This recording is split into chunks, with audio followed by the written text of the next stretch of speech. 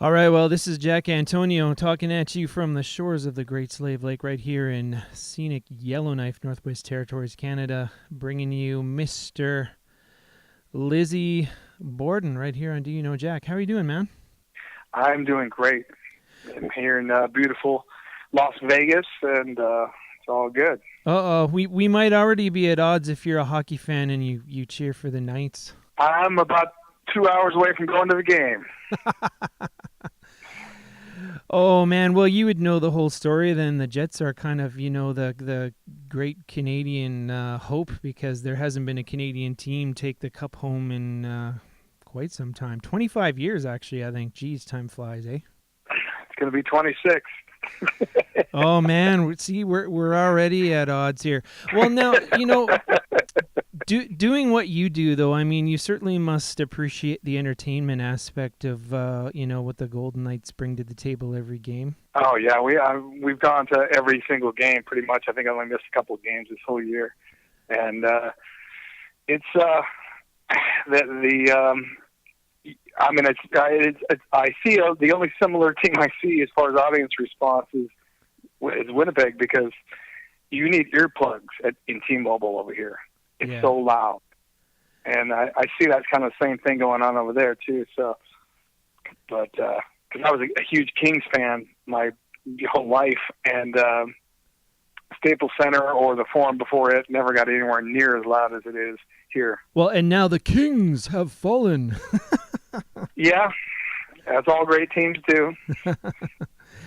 Not to get too much into the theatrical aspect, but I wasn't a believer in the Knights until I saw some of the stuff that they're doing, just bringing that entertainment value up just about 10 notches. Yeah, I mean, it used to be like the announcers would come on, they'd do their thing, and then they'd let you watch the game and everything. It's not like that now. It's like every second they want the audience engaged into what's happening on the ice. And so it's constantly, it's a constant show. The show is going, for the entire, from the beginning when it starts all the way to the end. I mean, they even have their same, everything that they do is like the fans are already used to it now. Yeah. So it's pretty exciting, and they keep up in their game too. Different from when different things happen, they kind of change the show up a little bit. But it does make it for a much fun night if you're going to the game and you're paying $200 a seat. It makes it for like it's worthwhile. Even if your team loses, it's still a really fun night. Which surprisingly hasn't happened a whole lot this year in Vegas. The losing, I mean. Yeah, no one in a million years would have thought this was going to happen, and it did happen. And that's what everybody does this stuff for, because you just don't. Even starting a band, you play the small club down the street, and the next thing you know, you're playing in front of 100,000 people. It's just you dare to dream and you dare to do it, and you go. You give it all you got, and sometimes that happens, and sometimes it doesn't. Yeah, well, I mean, the 1980s in particular being a bit of a crazy time. I remember talking to Mark Slaughter 2 or 3 years ago, and him talking about basically how before they had even put an album out, before they had even played a show, rather, they had almost gone platinum, and they were opening for Kiss like almost right away. Those are those miraculous things that only come around when you have the right record label, the right management, the right everything all in place, and you've got the right song for the time, and it all fits into place. And but it only happens to a few bands. Yeah. Yeah, well, now they would have had a bit of street cred from playing in the Vinnie Vincent Invasion, so I suppose they already had a bit of the infrastructure in place. Yeah, I would imagine so. Well, now, speaking of yourself and your own show and your own things, you've got a new record coming out June 15th via Metal Blade called My Midnight Things. So, I mean, that's definitely exciting. First record in 11 years. Why the wait, Lizzy? Well, after I put out Deal with the Devil and A Flame with Death and these albums, there was right around the collapse of the music industry. Mm-hmm. So it got to the point where, like, what's the point in making records if I can't get it to my audience? And there was no way to do that. There was no no system in place. Mm-hmm. So it just was, and people were getting very used to downloading for free and not buying the records. So it just made it we were touring all over the world, playing in front of a young audience all over the world. So I didn't really need to put out another record, Mm-hmm. but I did miss being a recording artist. I love that part of it. I love playing new songs live. I love putting new shows together. And when I realized Metal Blade, the label started, Brian came to me and said, look, it's a different world now. We were able to weather the storm and figure out how to do this now and how to make it work. And so he convinced me to start making records again. So here I am. Yeah, well, why do you think that Metal Blade of all of the metal labels has been able to weather that storm? I mean, what do they have that maybe other labels might not? Well, one thing, we have Brian Slagal. He's he loves the music and he loves the whole thing. So, but the main thing I think is he realized that you can't just exist in your own world anymore, and that's what all the labels were doing. And you have to come together. So they have metal summits. They have all these things where they're connecting with managers, producers, video directors, other record companies, bands, anybody. They all put them all together in the same room, saying, "How can we improve what we're doing?" And that stuff never happened in the 80s. Everybody was their own island. Yeah. And so now the label is dealing with people that they have no dealings with. But in the long run, it works. Yeah. And so that's kind of what they're doing now, and bringing everybody together to try and make it. And Metal Blade's more successful now than they've ever been. They have, 15, 20 bands that are all top 10 in the top in Billboard 200. That's amazing. Especially for mostly extreme music. So it's they're doing something right, and they figured out how to do it where other labels couldn't figure it out, and failed and died away. So that's what I think they're going to do. Well, now I've noticed over the years too that Brian's tastes are very eclectic, and he's not afraid to take risks. And I mean, maybe that's part of the problem in the corporate music industry, is that lack of risk taking that maybe Brian has that others don't, or the risk taking that Brian has that maybe other labels don't. Oh yeah, of course. I mean, if there's no scene, most major labels, all the bands they get developed are part of something that came before them. They sound like a band that came before them. Yeah. But if you're trying to break an artist, you have to take that chance because that artist, number one, they're playing music that's usually not part of the scene, and they're either ahead or they're behind. So it really depends. And if you get lucky and you find the right artist, then you can start a scene.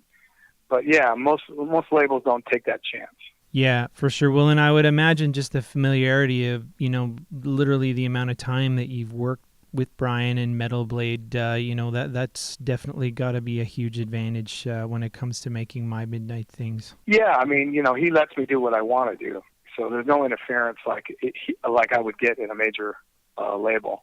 Yeah. So, you just do whatever you want to do. And he liked what he heard. He heard some of the demos and loved them. So I already knew that he was going to like the album, and he loves the album. So, it just if he likes a band, generally he likes what they're doing. So he lets them do what they want to do. Yeah. Well, I mean, speaking of doing what you want, you produced this album on your own again with your drummer, longtime drummer Joey Scott. What's the advantage there of the self-production angle as opposed to maybe like snatching up a name producer, so to speak? The way that producers work nowadays, it's a little different. I knew that I wanted to, I usually write and record at the same time. Mm-hmm. I needed that kind of hands-on thing. And a lot of these producers, they sign on with a band, and they, have a block time.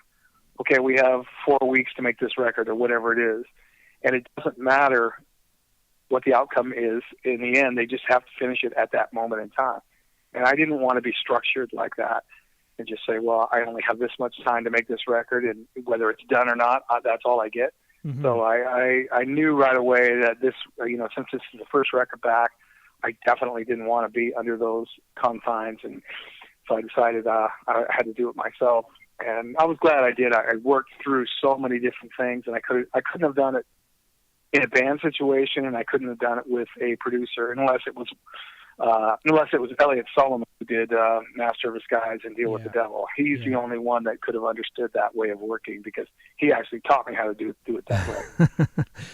That's fair. I was thinking, part of the reason why this album is titled My Midnight Things is some of the actual writing and recording process was happening around that midnight hour. Am I right? Yeah, that's a small piece of why I called it My Midnight Things, but definitely it was a small major piece, because I recorded it in my studio in North Hollywood in an industrial place. Yeah. And at that time, after closing time, it's dead. It's like a ghost town. So I spent a few months there by myself. Sometimes I wouldn't even see anybody for a couple of weeks. Wow. And I wanted that to come out in my voice when I was singing these songs late at night. Mm-hmm. And so that's so that was one of the small reasons why I called it Midnight Thing. Yeah, I would imagine that sort of quiet, lonely atmosphere would allow the creative juices and also your imagination to really run wild on you. Like thinking about various themes that could go along with the solitude and the hour of the composing and whatnot. Absolutely. There's absolutely no distractions.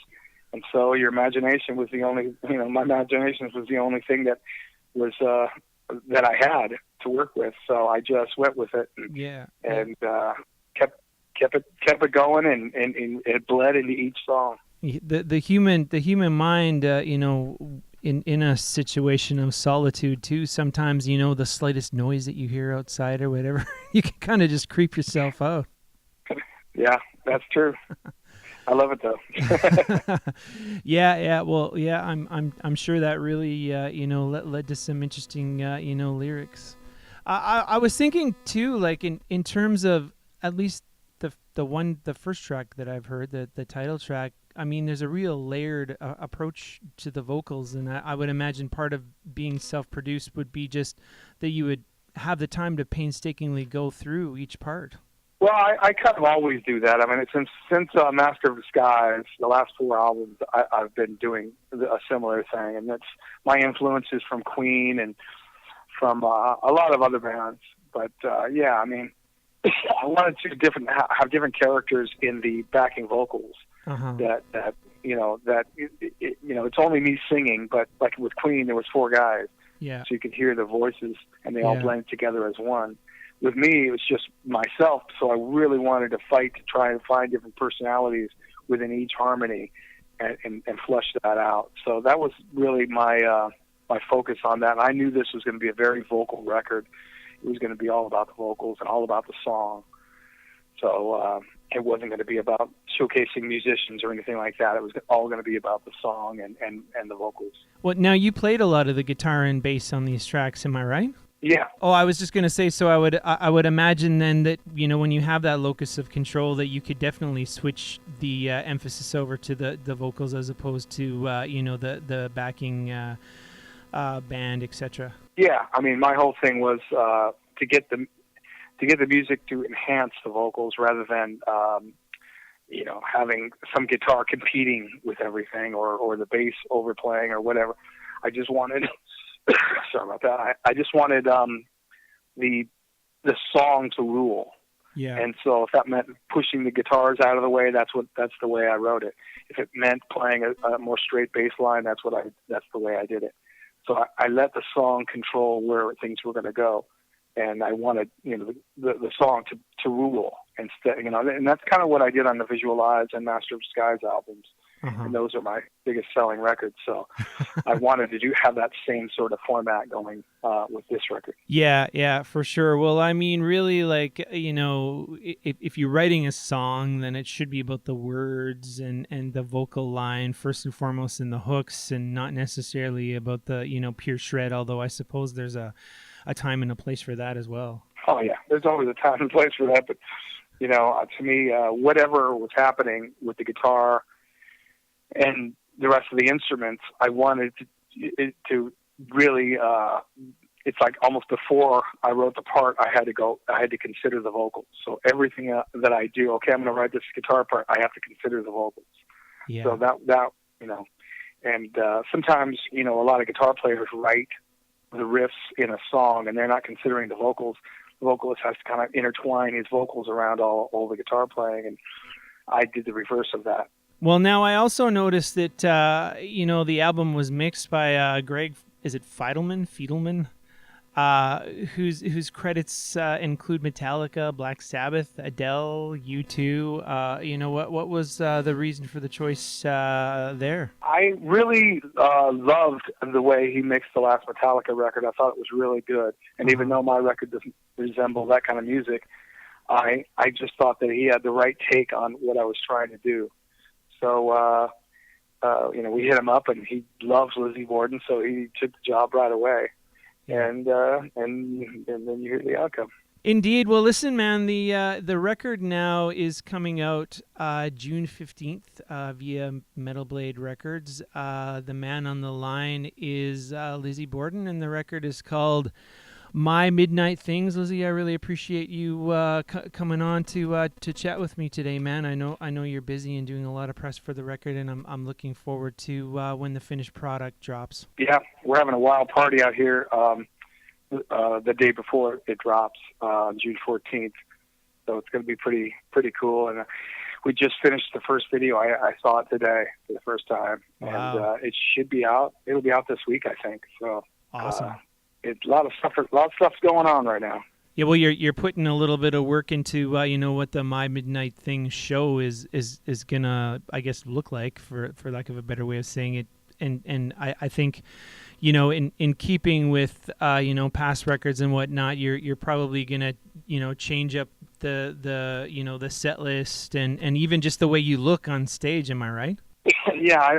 What I do for every character, I create a whole character, a whole look, and then I create the stage show. And so that's kind of the way I always do it. So for this one, it's going to be a big deal. So far, I think it's the biggest production we've done since Visualize, at least with what we're talking about right now. Yeah. So, yeah, and then I will put a cool lineup together, and we'll hit this world tour soon. But right now we're doing videos and parties and getting ready for the release.